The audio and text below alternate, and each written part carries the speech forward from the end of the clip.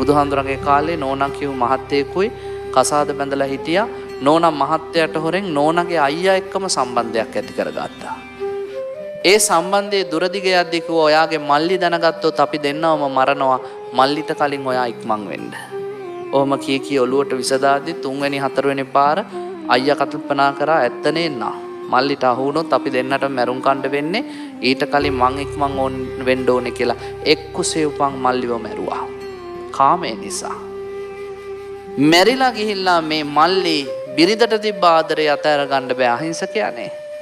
ඒක ආදරය නිසා ප්‍රේමය නිසා නැවත ඒ ගෙදරම බලු පැටියෙක් වෙලා ඉපදුනා.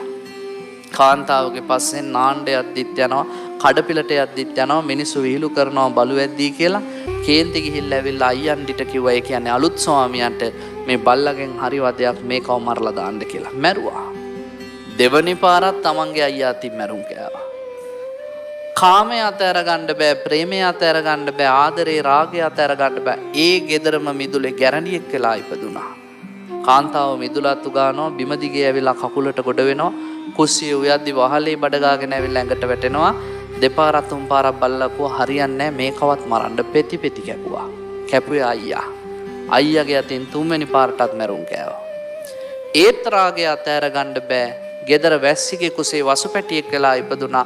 උදේට කඹේ ලියපු ගමන් ගෙට රිංගනවා කාන්තාවගේ මූණ බලන්න. පෙර සෙනෙහස මතුවෙනවා. ඒ පාර පින්වත්නි බැලුව හරියන්නේ නැහැ. ගේ මඩ වෙනවා, ගොම ගෑවෙනවා. මරන්න කිව්වා, මැරුවා. හතරවෙනි පාරත් මැරුණාම මේ මිනිස්සයා කල්පනා කරනවා උඹලා මට ඉන්න දෙන්නෙම නෑ. ඒ නිසා උඹලවත් මරාගෙන මැරෙන්න වෛරක්කාර දරුවෙක් වෙලා පිළිසිඳ ගන්නවා කියලා කාන්තාවගේ කුසේ පිළිසිඳ ගත්තා. බුදුහාමුදුරුවෝ ඒ සිද්ධිය දැකලා ආනන්ද හාමුදුරන්ට කියනවා ආනන්ද කාමය කියන්නේ කොච්චර භයානකද? තමන්ගේම සහෝදරයා අතේ තමන්ගේම ගෑණිගේ උපදෙස් පිට 4 පාරක් මැරුම් කාලත් මේ මෝඩයන්ට තේරෙන්නේ නැහැ කාමය කියන්නේ භයානක දෙයක් කියලා. කාමයටපත් වුනහම පින්වත්නි ජීවිතේ දුක් විඳින්න වෙනවා.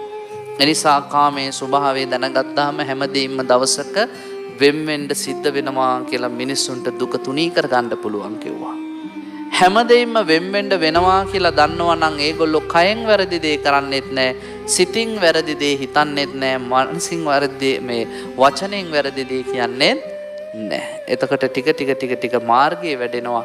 දස සංයෝජන දුර වෙන්න පටන් ගන්නවා. කෙලෙස් ප්‍රහාණය වෙනවා.